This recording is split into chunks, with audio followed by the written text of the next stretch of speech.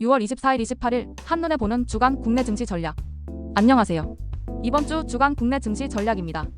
지금부터 주간 시장 흐름을 구조적으로 정리해드리겠습니다. 이번 주는 단순한 방향성이 아니라 정책 기대, 실적 발표, 그리고 전쟁 리스크라는 세 가지 굵직한 재료가 동시에 겹쳐진 고위험 국면입니다. 하나씩 차근히 살펴보겠습니다. 먼저 이번 주 핵심 요약부터 보겠습니다. 현재 코스피는 3천선 안착을 시도하는 구간에 진입했습니다. 단기적으로는 기술적 반등이 이어지고 있지만 이 추세가 유지되기 위해서는 몇 가지 조건이 충족돼야 합니다. 첫 번째로 미국의 금리 인하 기대와 국내 2차 추경 편성에 대한 기대가 하방을 방어해주고 있다는 점입니다. 하지만 이란과 이스라엘 간의 전면전 가능성이 고조되면서 지정학적 리스크가 크게 부각되고 있습니다. 실제로 이란의 핵시설에 대한 정밀 타격이 있었고 이에 따라 실물 자산이 강하게 상승했습니다. 또한 국내 시장은 실적 시즌에 진입했으며 반도체와 자동차 업종이 주요 관심 섹터로 부각되고 있습니다. 정리하자면 이번 주는 정책 기대, 실적 이벤트, 그리고 지정학 리스크가 동시에 작용하는 고위험 구간입니다. 이번 주의 세 가지 핵심 키워드는 다음과 같습니다. 첫째, 기술적으로 과열 구간에 진입한 가운데 외국인 매도세가 지속되고 있고요. 둘째, 정책적으로는 추경과 금리 완화 기대가 동시에 반영되고 있으며 셋째, 중동 전쟁의 확전 시나리오가 현실화될 경우 실물 자산 분할 매수 전략이 필요하다는 점입니다. 두 번째는 수급 흐름과 투자 심리입니다. 6월 외국인 누적 순매도 규모는 약 5조 2천억 원입니다. 전주 역시 순매도가 지속됐고 특히 반도체와 전기전자 업종에서 외국인 이탈이 두드러졌습니다. 반면 기관은 낙폭과대 내수주 중심으로 매수세를 확대하고 있으며 개인은 방산, 플랫폼, 리오프닝 업종에 순환매를 집중하고 있는 모습입니다. 프로그램 매매는 비차익 중심으로 작동하고 있고 시장의 방향성보다는 종목별 재료 순환에 민감하게 반응하고 있습니다. 이처럼 외국인은 당분간 눈치 보기 모드, 기관은 정책 기대주 중심의 재편, 개인은 이슈 테마 중심의 단기 매매 전략이 전개되는 상황입니다. 이번 주는 뉴스보다 종목 중심의 선별 대응이 훨씬 중요합니다. 세 번째는 정책 및 이벤트 요인입니다. 이번 주 시장에 영향을 줄 주요 이슈는 크게 세 가지입니다. 먼저 2차 추경입니다. 이번 추경은 총 12조 7천억 원 규모로 편성됐고 재해복구, 통상보복 대응, 중소기업 AI 신재생에너지 관련 예산이 포함되어 있습니다. 산업통상자원부와 중소벤처기업부 중심으로 진행되며 건설, 에너지, 디지털 헬스케어 등 다양한 분야의 혼합형 수혜가 예상됩니다. 두 번째는 금리입니다.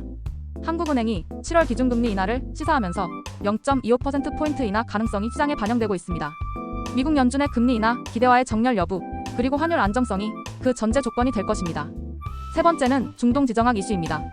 6월 21일 이란 핵시설에 대한 정밀 타격이 있었습니다. 피해 지역은 FRDOW, ISFAHAN, 그리고 NATANG입니다. 이 공격에는 미국 B-2 스텔스 폭격기가 투입됐고 이란은 보복으로 텔아비브를 공습했습니다. 이는 단기성 이슈로 끝나지 않을 수 있으며 지정학 테마로 구조화될 가능성도 있습니다. 네 번째는 섹터별 전략 포인트입니다. 먼저 반도체입니다. 엔비디아 등 미국 반도체주는 고점에서 조정을 받고 있고 국내에서도 SK하이닉스와 DB하이텍 등이 고점 부근에서 매물 출회가 나타나고 있습니다. 이번 주부터 실적 시즌에 돌입하면서 발표 전후로 변동성이 확대될 수 있으므로 실적 확인 이후 눌림 구간에서 분할 접근하는 전략이 유효합니다. 주목할 종목은 SK하이닉스, DB하이텍, 리노공업입니다. 다음은 방산과 정유입니다. 전면전 가능성이 커질수록 방산주는 뉴스 출연마다 단기 급등 구간을 만들 가능성이 있습니다. 하지만 수급 쏠림이 과열되면 빠르게 입절하는 전략이 요구되며 리스크오프 자산과 병행해서 대응하는 게 안전합니다. 하나시스템, 퍼스텍, LI지넥스원, 그리고 S-YL 등이 주요 대응 종목입니다. 다음은 건설과 정책주입니다. 추경 기대감이 지속되며 SOC 인프라와 에너지 융합 테마가 혼합된 형태로 전개되고 있습니다. 특히 낙폭과대 종목 중심 접근이 유효하며 7월 금리 인하가 현실화되면 수급 유입이 더 확대될 수 있습니다. DLENC, 대림건설, 우리금융지주, 카카오페이가 대표적입니다. 2차 전지와 자동차 섹터도 주목됩니다. 테슬라와 아마존 실적 발표를 앞두고 기대감이 있지만 밸류에이션 부담으로 인해 가격 매력은 떨어진 상황입니다. 하지만 소재주 중심으로 수급 회복이 진행되고 있으며 실적 발표 전후 타이밍에 맞춰 분할 접근하는 전략이 바람직합니다. 삼성 SDI, LNF, 에코프로머티리얼즈, 현대차, 기아가 주요 종목입니다. 마지막으로 K콘텐츠와 소비주입니다. 중국 관련 루머성 보도에 의해 트레이딩 수요가 생겼지만 기대감은 이미 선반영됐고 지속적인 모멘텀은 부족합니다. 클리오 호텔신라, J콘텐트리 등이 해당됩니다. 다섯 번째는 중동 전쟁 시나리오별 대응 전략입니다. 총 세 가지 단계로 나누어 볼 수 있습니다. 첫 번째, 핵시설 타격 직후. 이 구간에서는 이미 진행된 폭격 이슈로 인해 방산주가 초단기 트레이딩 구간에 들어갔고 인버스 ETF로 해지 수단이 유효합니다. 하나시스템, KODX 인버스가 이에 해당합니다. 두 번째, 외교적 억제가 실패하는 경우. 이란의 보복 공습이 확대되고 미군이 본격적으로 개입할 경우 유가와 금 가격이 상승하면서 실물 자산 강세가 나타납니다. 이에 따라 금과 유가 ETF를 분할 매수하고 환율 수혜주에도 관심을 가질 필요가 있습니다. 대표적으로 TIGR 원유 선물, KRX 금연물, S-YL이 해당됩니다. 세 번째, 실물 자산 랠리 구간입니다. 유가가 86달러 이상, 금이 2,430달러를 돌파하는 시점에는 수익 일부를 실현하고 위험 자산 비중을 축소하는 전략이 요구됩니다. TIGR 미국 최신년 ETF나 금 ETF 일부 입절도 고려해야 합니다. 전반적으로 반도체와 IT처럼 베타가 큰 성장주는 반드시 해지를 병행해야 하며 시나리오별로 포트 비중을 조정해 대응해야 합니다. 여섯 번째는 미국 증시 흐름과 국내 연결 전략입니다. 현재 나스닥은 약보합권이고 S&P 500은 고점을 지속적으로 시도하고 있는 상황입니다. 이번 주에는 테슬라, 아마존, 마이크론의 실적 발표가 예정돼 있으며 국채금리는 4.25% 부근에서 혼조세를 보이고 있습니다.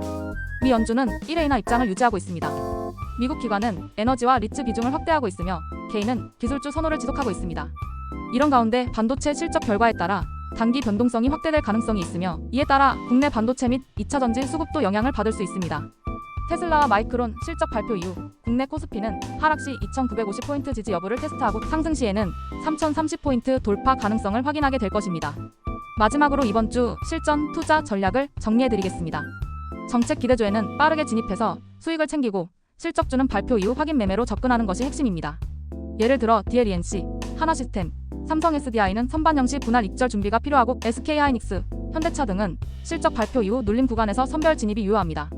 또한 중동 전쟁 이슈는 이벤트성 뉴스로 끝나지 않을 수 있으므로 방산, 정유, 실물 자산 ETF를 일부 포트폴리오에 포함시키고 급등 시에는 초과 수익을 노리는 단기 매매 전략도 병행해야 합니다. 이번 주 테슬라, 아마존, 마이크론의 실적 발표는 국내 시장에도 수급 왜곡을 일으킬 수 있으므로 특히 6월 26일과 27일은 나스닥 급락 여부에 따라 방어 전략이 중요해질 수 있습니다. 마무리 전략 요약입니다. 정책은 기대하고 실적은 확인하고 전쟁은 대비하라. 이번 주는 정책주, 실적주, 전쟁 수혜주를 명확히 구분하고 포지션은 반드시 분할로 대응해야 합니다. 욕심을 줄이고 수익을 일부 실현하고 눌림에서 재진입하는 구조가 가장 안전합니다. 지금까지 이번 주 주간 국내 증시 전략이었습니다. 감사합니다.